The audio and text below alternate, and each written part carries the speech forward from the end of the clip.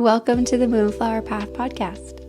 This space is for the highly sensitive, the creatives, the earth-loving, the caregivers, the weirdos, the feelers, the change makers, and dreamers of the world. Here, we are all about guiding you to trust your body intuition so you can find home and shift culture. Through the exploration of somatic practice, self-care, and seasonal ritual, my hope is that you will be inspired to be in harmony with yourself and in a dance with the earth. I'm your host, Carolyn, and I'm so honored and grateful to be here with you today.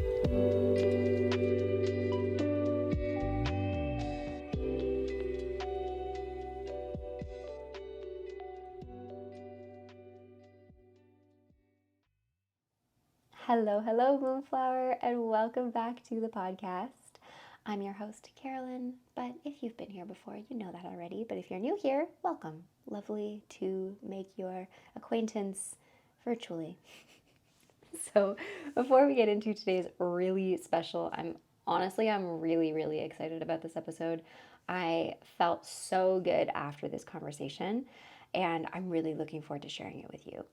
But before we get into all of that, I want to there's a little bit of housekeeping notes that I want to share with you. So first off, if you are listening to this episode, then know that I always upload the podcast episodes up onto the Moonflower Path YouTube channel. So if you actually want to watch today's episode, you can, because a recording of the conversation is posted up on YouTube. And if you're already watching, then you will see that I'm actually talking to you. You can see my face. So that's a thing. I left the link in the show notes if you're listening to the episode if you would rather, but otherwise, if you want to keep listening, that's cool too. And let's set you up a little bit. So this episode is coming out mid-June, and our month in the Moonflower Path community space, our month theme in July is play. All of the themes that I choose for the Moonflower Path community space that we explore in that space are really pulled from the energies that are found in the seasons. And July is summer. Summer is right around the corner. In fact, next week's episode is going to be another edition of the regular seasonal rituals episodes. So next week's episode, I'm going to talk all about the summer solstice, also known as Litha, which is the first day of summer and also invites in a whole other range of energies that you can explore, some themes that you can explore and infuse into your own self-care journey. So that is what is to be expected in next week's episode. And then the following, I haven't figured out if that's going to be the season finale or if there's going to be a one more episode. But that's to let you know that season 1 of the podcast is coming to an end at the end of June. I'm going to take, I think, about a month, maybe 2 months off, hoping to come back in time for the fall. But we've had a really good first season of the podcast. It's been incredible. And I've had a lot of really awesome conversation with you, with the listener, in terms of how supportive this podcast has been, which I'm very honored to hear and really grateful for. And it's really encouraging because it just means that I will feel encouraged to record more episodes, bring more seasons to you, and lots of more exciting stuff will come. So, why did I mention at the beginning of all of this that the theme for July is play? Well, because we actually have our first guest speaker in the Moonflower Path community space. Our first guest workshop is happening. So Moonflower members, really looking forward to seeing you there and to moving through this workshop with you. And if you're not a member, then today's episode will really shine a light on if this workshop is going to be something that will be supportive for you on your self-care journey. Oh, Nala's hanging out. Hi, Nala. And also, regardless of if you feel really called to join the workshop or not, today's episode will just be a really supportive conversation. This conversation is with Nicole Colbeck, who is a creative coach. So a little bit more about Nicole and what we talk about, and also I'll talk a little bit more about the workshop that she'll be leading in the community space in July. and then we'll get into the conversation. So I'm reading my notes just over here because I've got her bio open. From creative coaching to music career strategy, and from one-on-one sessions to group settings, Nicole has dedicated her career to holding space for creatives, encouraging them to aim for their highest stars, and done all that she could to help them navigate the world around them in sustaining and life-giving ways. She began this little acorn part of her journey in November of 2010. The name of her business is Little Acorn Creative Coaching. With a focus on artist management partnerships, she also consults with artists on project-to-project basis. Whether working with creatives on individual adventures or strategizing with them through long-term career plans, her goal is to offer insights which are both fresh and seasoned to help carve out their creative practice. In career development, Nicole promises a perfect blend of irreverence, integrity, and respect for what's gone before. So Nicole is also a Moonflower member, so she is part of the Moonflower Path community space. She is also guiding us through a workshop in the community space in July, at the end of July. The details for that are found in the show notes. And this conversation will be a really, really nice introduction to her and her wisdom and all that she can really offer creative folks along their path.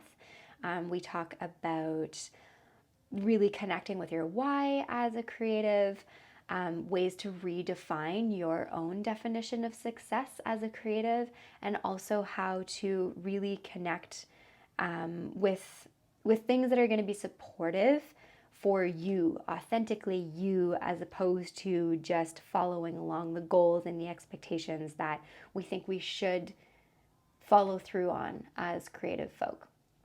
So it's a really, really I really enjoyed the conversation. I think you'll get a lot out of it. And also, she's my mom. So if you're a Moonflower member, if you know me at all, I'm sure that you've heard me talk about my mom. My mom is literally one of my best friends.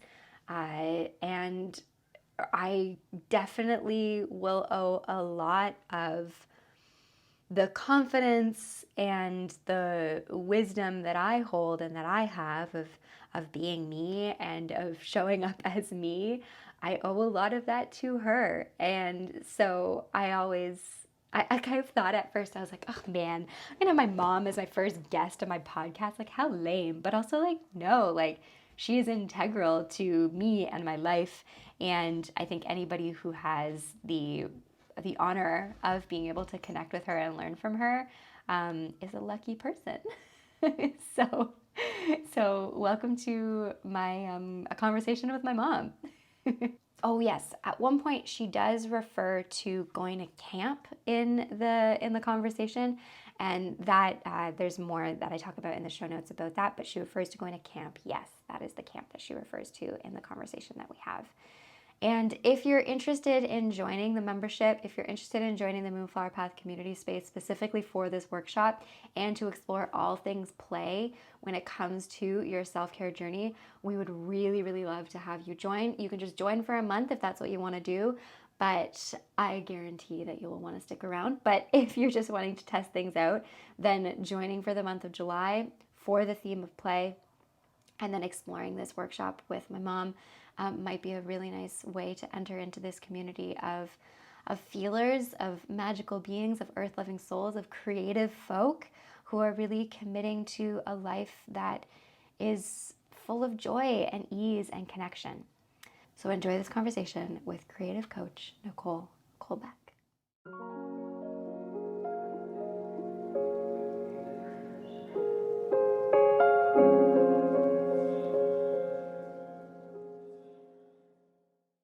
Hello, Mom. Welcome to my podcast. So exciting. Yeah.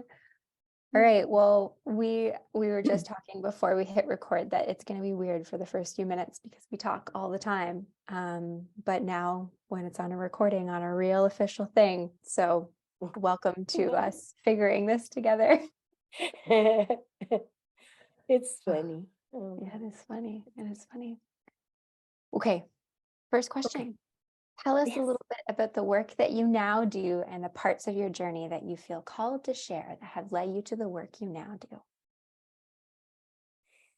This is a fun question because I know you know a lot of the stuff and I know a lot of the stuff. So it gives, like I was saying to you before you hit record, it gives an opportunity to just look at it so differently or just come at it differently. Um, so I'm a creative coach. I come out of that, I come into that from having worked with musicians for over 20 years. Um, so I work primarily with musicians and other creatives, and I support them in remembering why they chose a creative career as best I can. I help them find a balance between the supportive structure they need in order to be able to have the creative flow happening and just to feel like they're in their pants, like that they know that they feel good and that they're able to breathe to the bottom of their lungs. So today, that's what I do. I came to it in like a very meandering way. But the seminal points that contribute to the fact of what I do today are things like when our company, so back in the day, it was Pathway Sound Productions, and then it became Nutshell Music. When we worked concerts or when we worked festivals, you could see the relief and the support and the comfort that artists felt, not necessarily because they had the right gear or because the stage was level or because all the other things. It was when they realized that they were being cared for. So we had what we called the green box, and it wasn't green at all. It was just that it was a version of what would be in a green room for artists beforehand. So we called it the green box. And it was filled with things that artists might need. And so let's say I remember an artist needing contact lens solution because they had run out. And so our runner went and got two, one for the artist and one for the green box, so that we would make sure that they had, that other artists would have, because we hadn't thought of that. We had diapers, we had baby food, we had postcards of Ottawa that people could send. And so it just became, this is how we care for you, box. And I know for a fact that that impressed upon them, the fact that they were being cared for. And so that's a seminal thing for me, that it, again, like it's not about the trappings necessarily. It's about the inside and the being cared for. And what that actually is the structure. Like I don't have to worry about my needs. Therefore, I can just do what I came here to do. And I think that is what I hope I am. So through the years of working backstage or working as a manager or all the things, really what's been at the core of that all along has been this thread that is a structure of solid caring, whether I'm doing the caring or the artist learns to care for themselves, that then permits like it invites flow. And without that, then the flow has difficulty happening. Yeah. Okay. This is so interesting because like I've never heard you say that. So it's like enlightening for me to hear you say that. Yeah. That's really cool. And it makes me think. Sorry. Oh, I was going to say, it makes me think, man, like what we do, what you and I do is a lot more similar than I think I realized. So Yeah, right. it's cool. Yeah. And it's so cool. And I think that we've had this conversation before in other ways where we've talked about the fact that it's not about what I do. It's about it's all about relationship, energy, love. Like we've had that conversation many times, right? And I realized that that's what it is, because there were a few years where I was doing professional organizing in the middle of all the music stuff I did. I did professional organizing. It wasn't about that. It was about the client walking in at the end of one of our sessions and them going, breathe. So it's providing that structure that is healthy and strong, that allows people to breathe, the flow, breathe. And I realize it's what I've been doing all along. Yeah. Yeah, which I think is really helpful for maybe for the listeners, just in terms of like speaking to the creative folk, speaking to the highly sensitive folk, that that a really important thing is like we live in this world that's all about the like results and the tangible and the graspable things. Exactly. But instead, like the meat of everything that we do and the thread is always like the feelings and the emotions and the intangible and graspable stuff. And so like cultivate energy and time into like looking at what those are for you in your life, and creating a life that makes those things have value. Yeah, I don't know. Yeah. Yeah. Yes. So when you asked about the idea of like how does that play out? One of the, and maybe I'm jumping ahead a little bit here. That's okay. Jump ahead.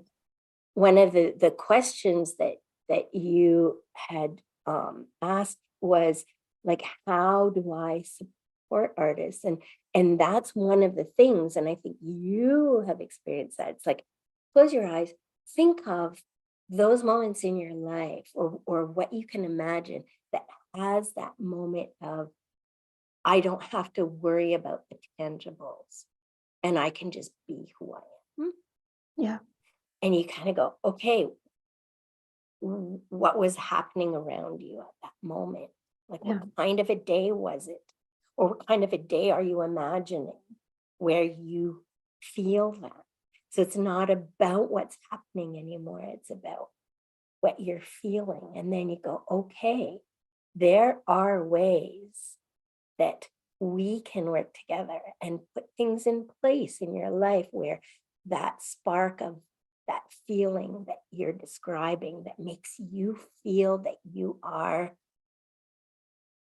that authentic in your pants, breathe to the bottom of your lungs kind of self that you are. We can put tools in place for you to be able to do that. And if it's a creative person, then that may involve, how can I remember, like instead of having to chase gigs all the time, how can I write music? I don't have time. Well, let's put tools in place. So, and start small. Like if we think about, like if I think of the conversation that, say, let's like offer some context here, the conversation that you and I had like 3 years ago, I guess it was now, of like, wow, I'm super unhappy where I am and what the work that I'm doing looks like and what my life looks like. And that then you think, well, I need to make all these changes in order to get to that point of feeling that thing that I want to feel. And so we get focused on the what. And it's impossible. Yeah, exactly. And then it's overwhelming. And so instead, let's like dial it back and like, well, what is it? A small thing that has that essence of that feeling you're looking for that you can implement in. And then we create structure around that so that then it becomes a practice. a practice Yeah, thing you come back to on a regular basis, and then it ripples out from there. absolutely. Yeah. Absolutely. And so referring back to that conversation, I remember saying, like, what does an ideal day look like? Yeah. And we painted that picture. Like, you Yeah. sat there and you said, well, I would do this and I'd be walking here and I would have this for breakfast and all these things. And then it was like we could peel those things away and say, yeah, but why that? Yeah. Because it made me feel this. It's like, that's where it is. Yeah. And so I think when I work with an artist, it's a lot of it um, is putting in place other things that they may not have thought of that can create that practice, that rhythm, that ritual, that structure. Totally. That things they may not have thought of because the music industry may not have that as a goal to tell them you need to have a good morning routine that serves you well, or you need to do whatever. They are saying you need to aim for these goals that we are setting. And so then it becomes all topsy-turvy. Yeah. Yeah. And well, yeah, and you start um, tying your worth and your happiness to those things, Mhm, like getting the gigs and doing the things. mhm, Yeah. Yeah. mhm, So, okay, so we did jump ahead. So I'd mhm. be curious about hearing more about the challenges that you see, like that people come to you with some issues, some challenges that are Mhm. common. Um, I think um, one of the most common challenges is not knowing what to do next Mhm. Mhm. in a creative career, for example. Mhm. Or similarly, if it's not a career creative uh, who is sitting across the table from me, it is someone who wants to incorporate more creativity in their lives. It's not knowing what to do next, Mhm. not knowing what to do next.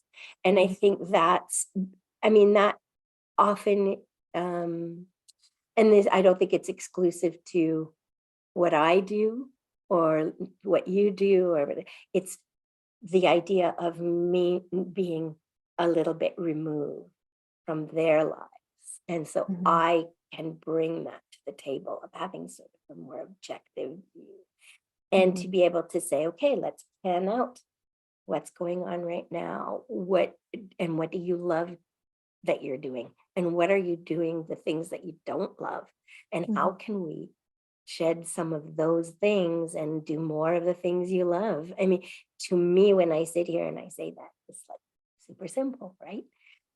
For others, it's for me, the clarity is there for other people to like, this is the process and let's do this. But it's small steps. And I have to remember that actually when I'm sitting with someone, because I can see, well, all you have to do is this, and this.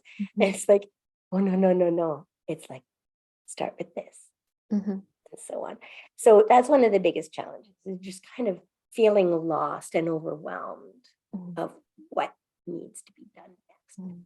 And I think the other thing um, is the idea of being handed goals that are not your own.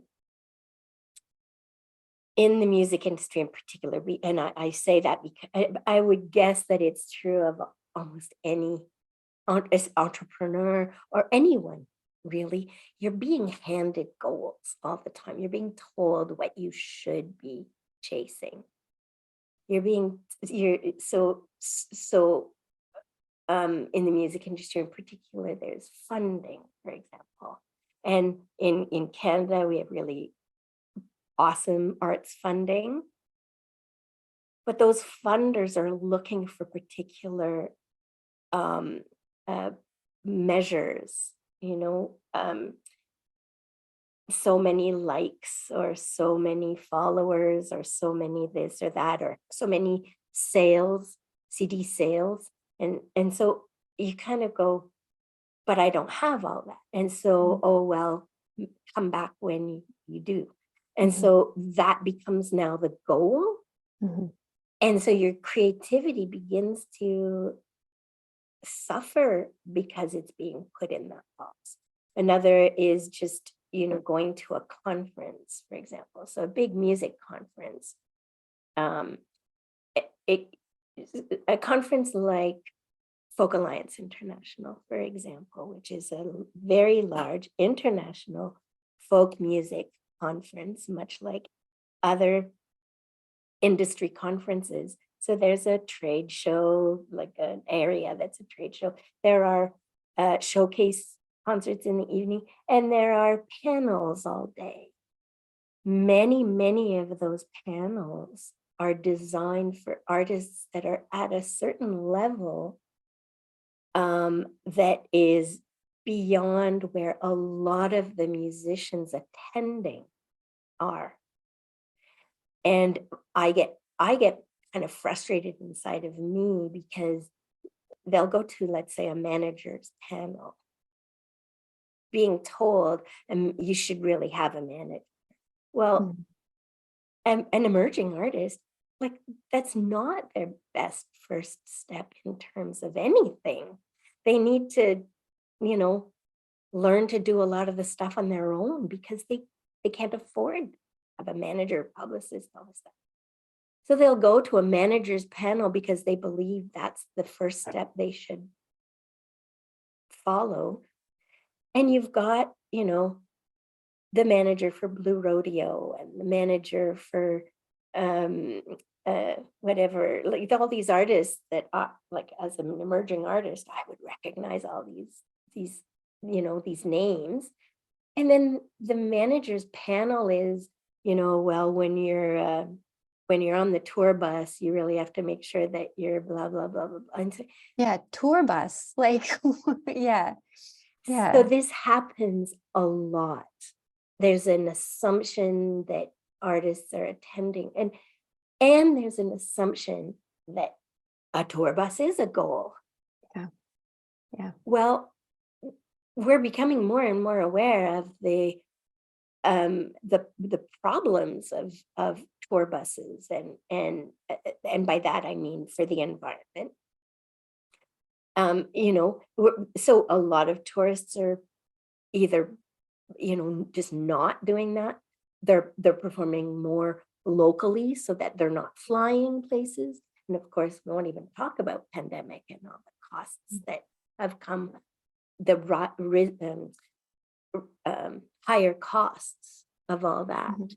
So I guess I'm talking all over the place here, but uh, that second sort of idea that really brings people to me is the um, the, s- the suffering of their mental health is suffering because they feel like they're garbage because they're not meeting these goals. And the problem is these are either like dead people's goals, like artists who, they're trying to emulate artists that have gone before, or they're, emulating artists that are, way further along on the path.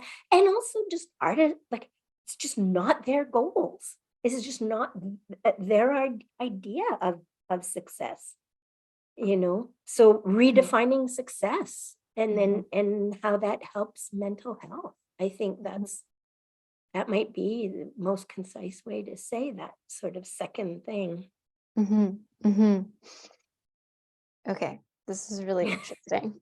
This is really interesting Yeah. because so I I was so there's a point to where I'm getting at here. So Yeah. last week I taught a yoga class, like I was telling you, I taught a yoga class to a group of staff. And as I was preparing and thinking about talking about self-care, I was thinking, I feel like there's two things as I've explored. And so I'm seeing a lot of correlations here. There's two things I feel like that are like barriers to people committing to their self-care. And as I'm hearing you talk, a big thing that I'm noticing is that you are like kind of like a self-care coach for artists or for creatives, like is a little bit like what I'm hearing, a little bit.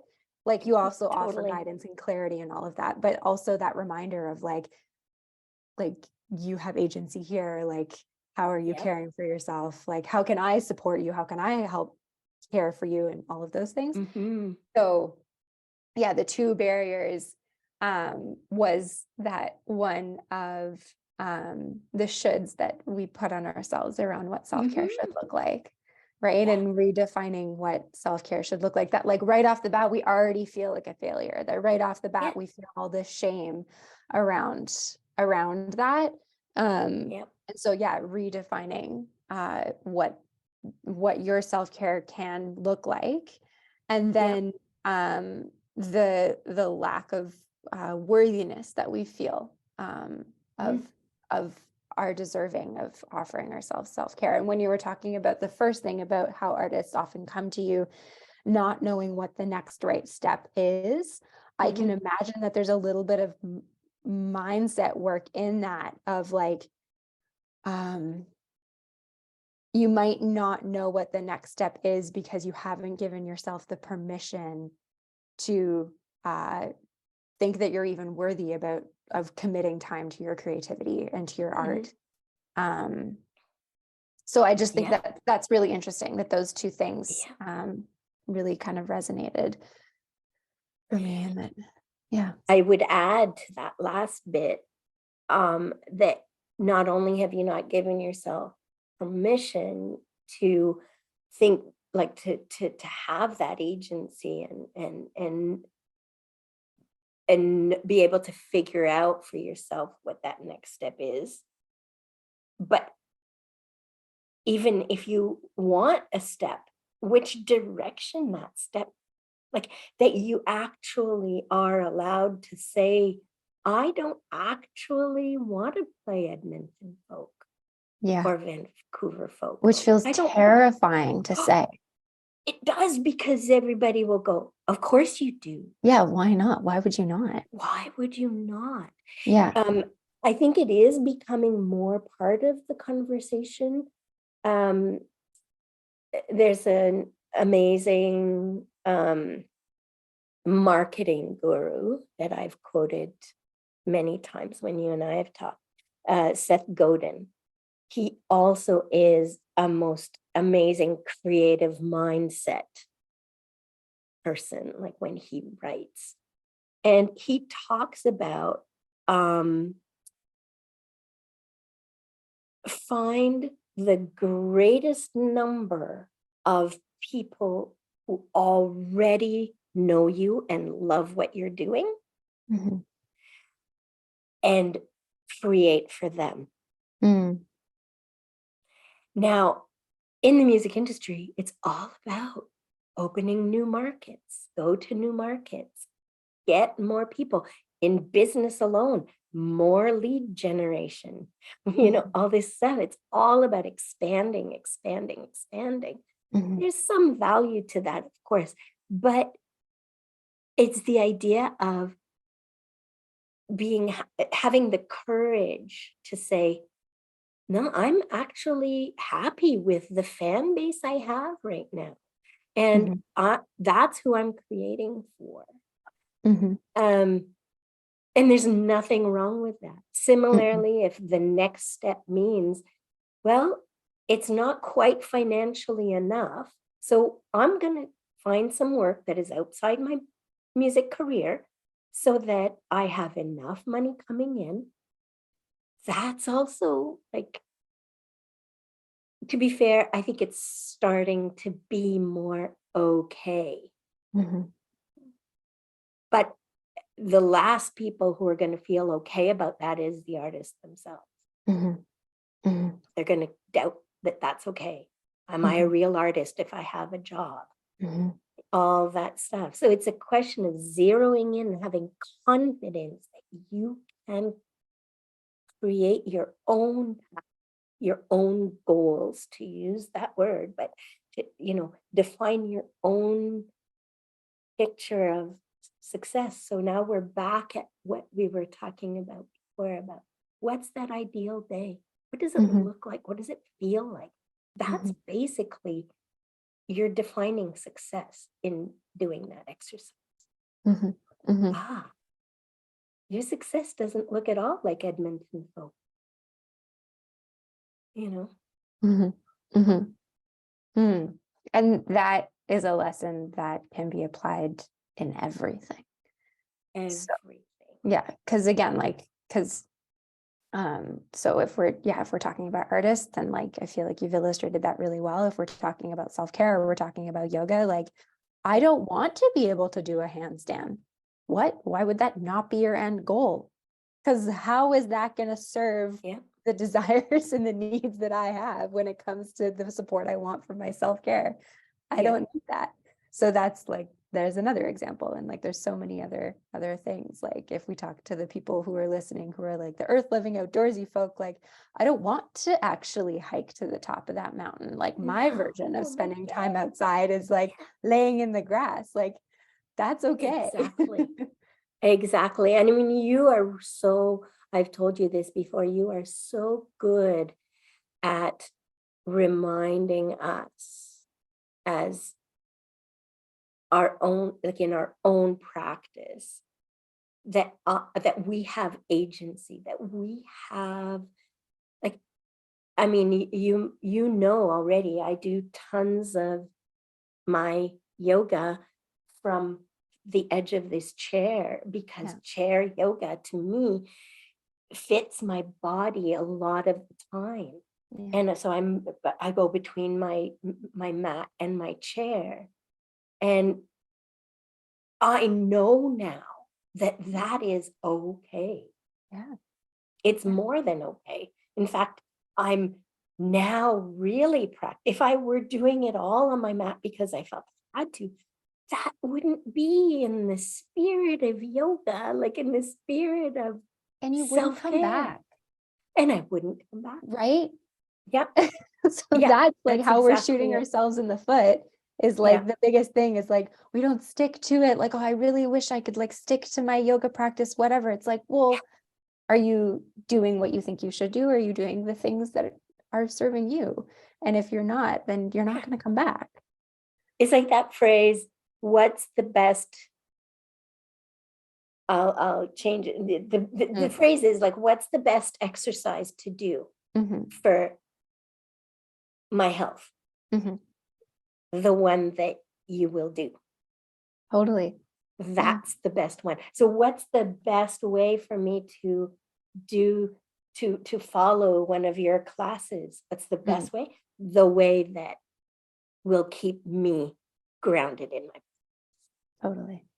Like that's really the answer. And that's the answer.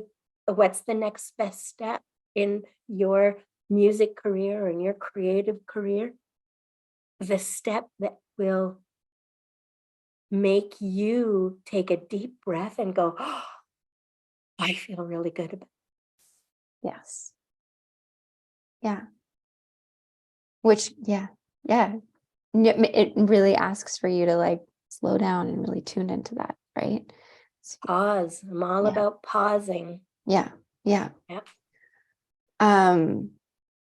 And when you say like you're really good at reminding us in practice in class and stuff, I would say that like when we talk about in any situation, like our worthiness of doing what we want, I feel like another like helpful thing is like surround yourself with as many people, as many resources, as many communities that will remind you the opposite of what our society is trying to remind us of. Absolutely.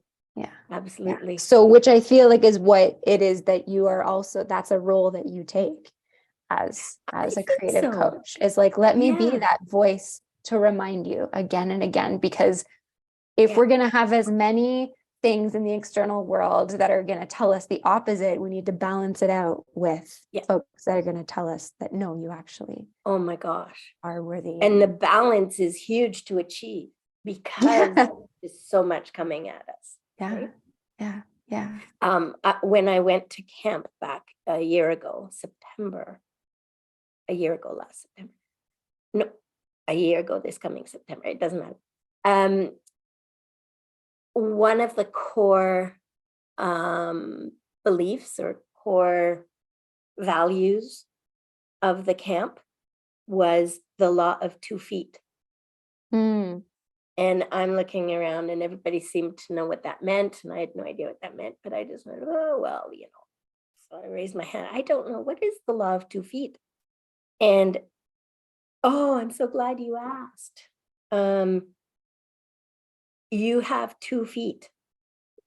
And if you go to a workshop this weekend at camp, that you decide, okay, you're done with that and you want to go for a walk or you want to check out another workshop, you have 2 feet and they will carry you. And it's like, why is it at 60 that I need to be given permission to believe in my own agency? Yeah. I mean, we know the answer is. Yeah, we know why. But it's that I'm still amazed that why do I cry during a yoga class when it hits me that I have permission to be there for that hour? Yeah. Like, why is that so overwhelming to me? It's the same with artists, learning that they have permission to think differently than what the industry is telling. And I think that's part of my role. Yeah, absolutely. And not only do they have permission, like if we dive deep, like we need you to, like Yes. the art that you will be able to create from that, like we need that. 100%. That art. Yeah.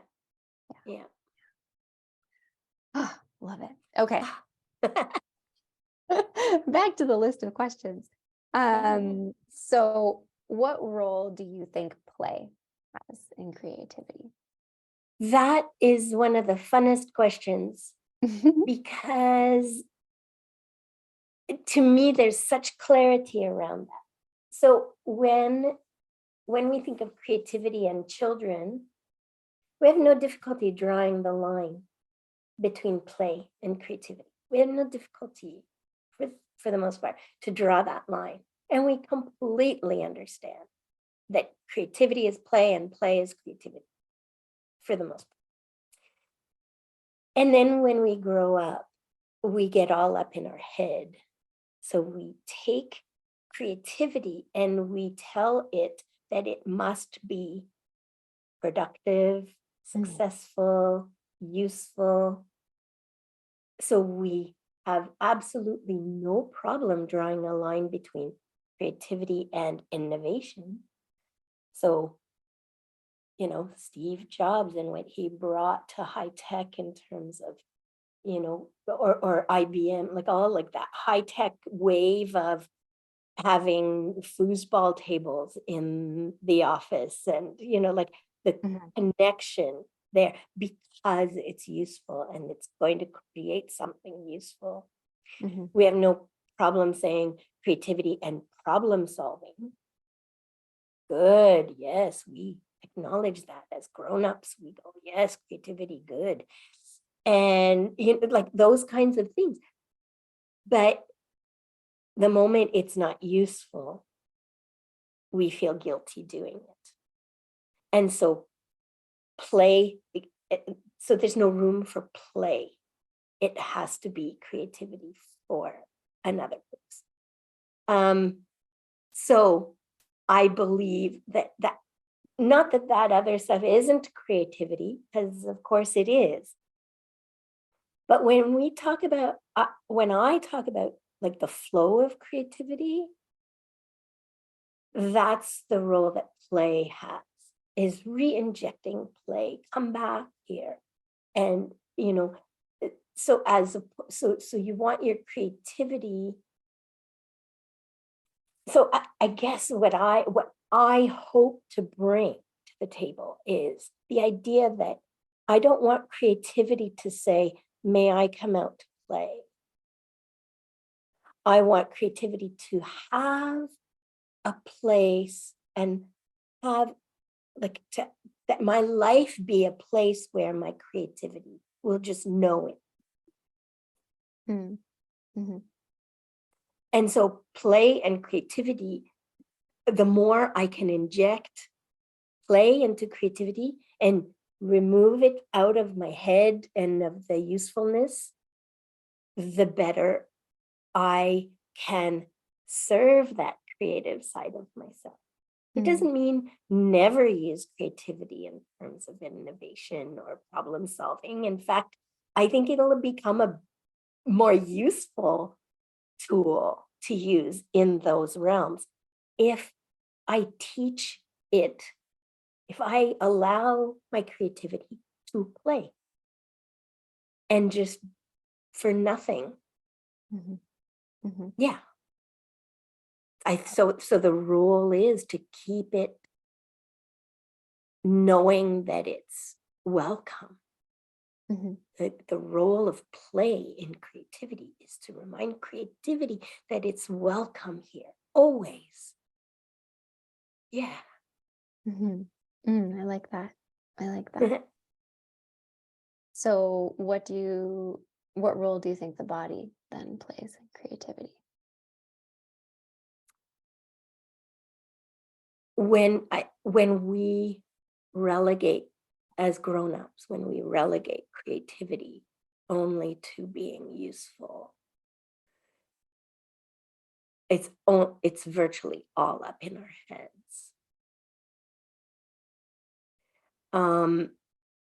And what does that mean for a creative, like a career creative? That's when they come to me overwhelmed and frightened because their creativity has had to be productive. So there's an artist at a conference that I went to about a year ago, and she talked about how she had gone through a really hard time during pandemic. And what had happened over the years was that being an artist, being a creative career artist, meant only this narrow band of my art, my creativity makes money. Now I'm a real artist. And then it hit her one day where, no, being an artist, being a creative is all of this. And she opened her arms super wide. And of course, there's not a dry eye in the room, because that's the reminder that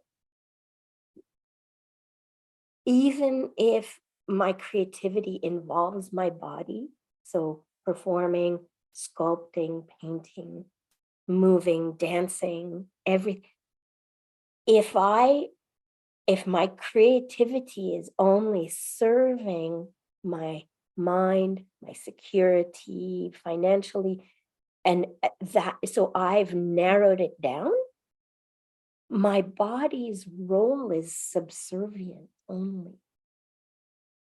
Whereas if my body is allowed to decide what I'm going to create, so if I take away that desperation of either financial stability or coming up with an idea for the boss or whatever that is, if I can remove that and allow allow my eyes to go, okay, what's around me? I am going to sit here and I'm going to I'm going to make something. I'm going to only use what I can reach from this spot right here. How fun is that? And this, and this, and see what I can make. So suddenly it has nothing to do with, is it going to sell? Is it going to fix a problem? Is it going to? So suddenly my body gets involved. And the more I do that, the more my creativity is going to be, it'll know that it's invited. It'll know that it's, oh, you mean I can just do anything? Mm-hmm. So I think that Yeah, our okay. bodies Yeah. are part of how we can inject play back into our creativity. Mm-hmm. Mm-hmm. Yeah, it's like if we're only using our mind within creativity, it's like we're using only like 30% of like what we have to offer to creativity. And then Oh, yeah.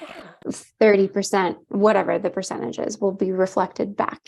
Like, so it's like, well, the creativity will just be richer and broader and like wider in terms of what can come out when you're using all of you, is kind of what I'm also what I'm hearing. I remember, so Paul worked for IBM. So Paul, your brother, my uncle. At IBM, they they implemented a program by which anybody in the company who had an idea to improve anything about the company would get like a $200 bonus on their check. So it could be anybody. It could be the custodian who is so caringly cleaning the cafeteria every day. It could be, a junior, engineer, whatever. It could be anybody. And they were rewarding creativity, creative ideas, and it didn't all come from the top down. So they were using the body of the company. Totally. I see. Yeah. Okay. Yeah. For ideas that the head of the company could never have thought of, because the head doesn't know everything. No. Yeah, it doesn't know everything. Yeah. Right? So it's not saying like, mind, you're not needed. It's just like, you're just not the only person here. Exactly. Exactly. Yeah.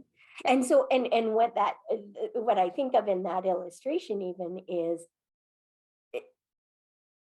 if I'm only thinking about what are the ideas that are going to sell, okay, I'm going to go sculpt that, then my body is only being used as a tool to fulfill what my mind, what my brain is coming up. As opposed to a channel or a vessel or As opposed to being even the instigator of an idea. Yeah. So I think when I think about what the body's role is, it's like almost like three pillars. It's like the body and play and the innovation of the mind. Like those are like, any one can't be the only driver of creativity. Yeah. Okay. So we're coming close to the end. So I do want us to end with talking more about the workshop that you're gonna lead in July in the Moonflower Path community space. But before we get to that, on more like a personal level, could you share more about the ways that you care for yourself as a creative and a creative business owner, creative person? What are things that really support you? When I first thought about that, I got very embarrassed, because that whole, oh, I know what I should do, but I don't do it. Then I paused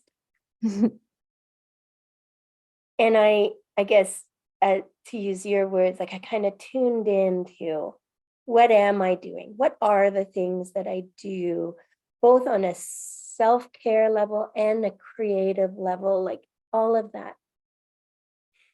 For the past at least 15 years, Mondays have been my Mondays.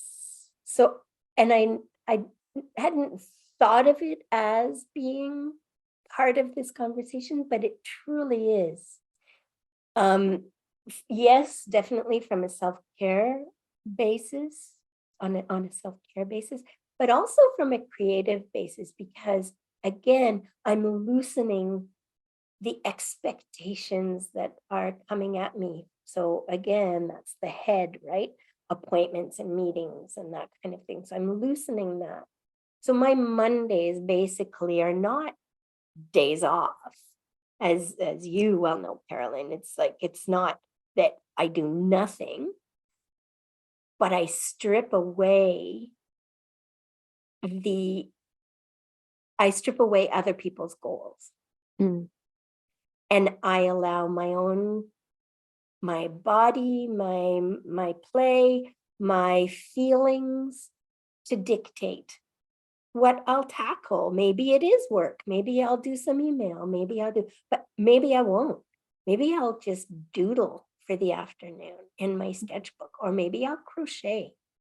Maybe I'll do nothing. Maybe I'll watch Netflix. But I can, so it's the same thing. I'm stripping away other people's goals from what I choose to do on that day. So I do one day a week. Sometimes it needs to slide around. My Wednesday might become my Monday.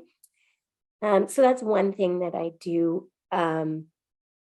It's almost sacred to do that. And I've been doing that a long time. So the one thing that I talk about when I counsel artists on how to implement things is tell people what they can expect. I have made this decision in my life, and that's such a hard step, but it's a hugely important step. It's often the step that decides if you're going to actually do the thing or not. So with my Mondays, that has been like, everybody who knows me, I think, knows about my Mondays.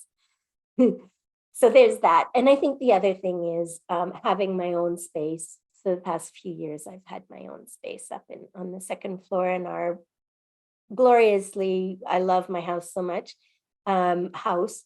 And it's one of the 4 bedrooms on the second floor, and it's mine. And I have big comfy chair, and I have a big desk, and nobody else, it's no one else's space for the most part. So I can invite people in, and that's cool, but it's my space. And I think that has really served me well. And I talk with artists about that. Create a space, no matter how small or whatever. And there are so many ways to do it. So, so those things are pivotal. Yeah, those are really helpful. And yeah, I like that you end at the end in terms of like you making it accessible, like obviously, just like for the folks who are listening. Those are 2 really good tips or whatever resources that we can pull from. So yeah, creating your own space. And again, that doesn't have to be a whole room. It can just be a corner of a room. It can, or it can be a box. Yeah.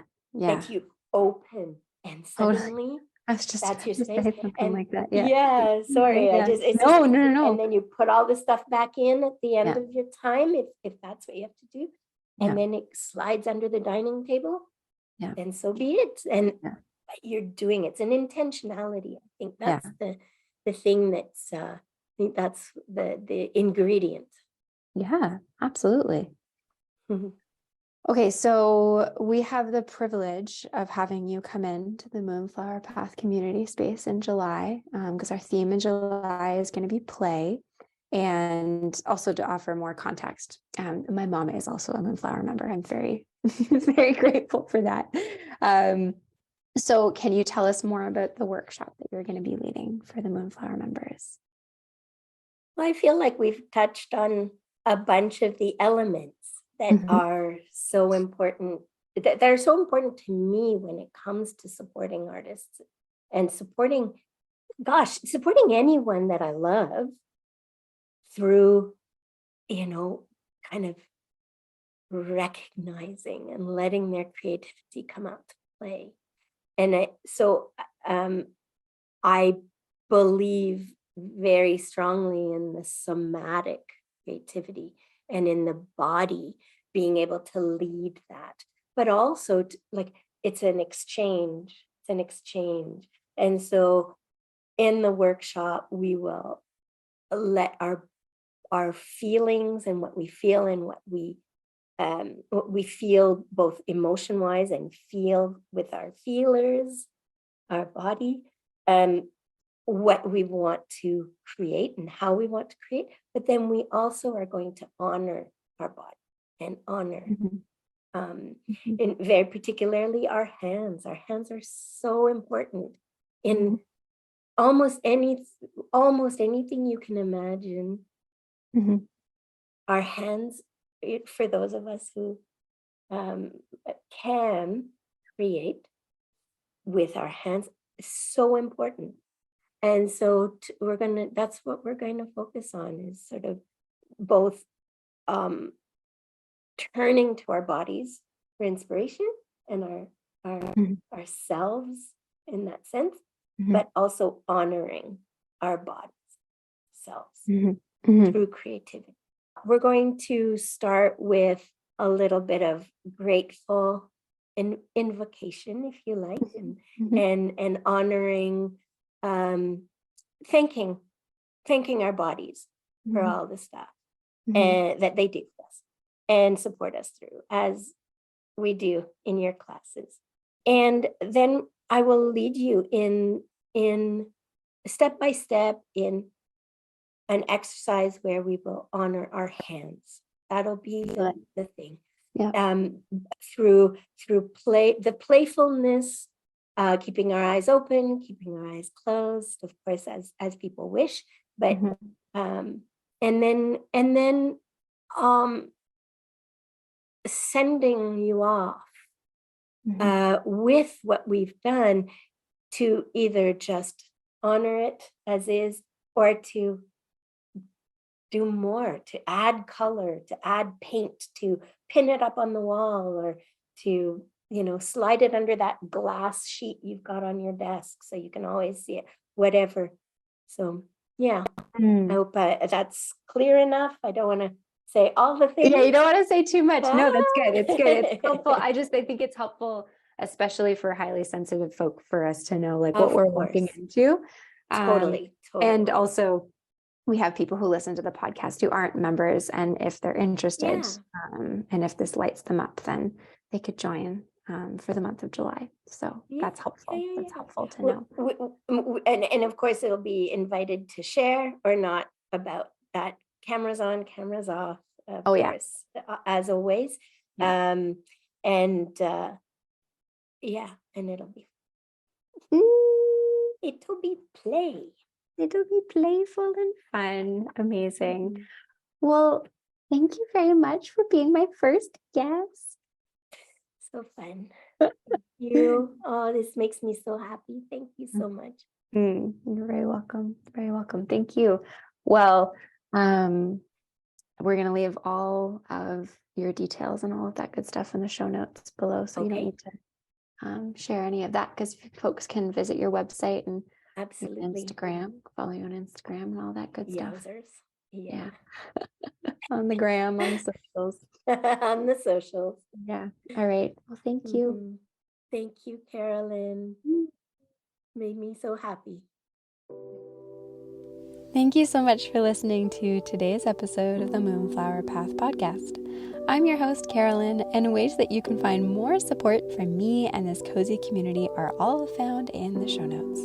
Please consider rating, reviewing, and sharing this podcast with a friend. Those are the best ways to show your support for this free and accessible resource. Wishing you a gentle rest of your day, and I look forward to connecting again with you very soon.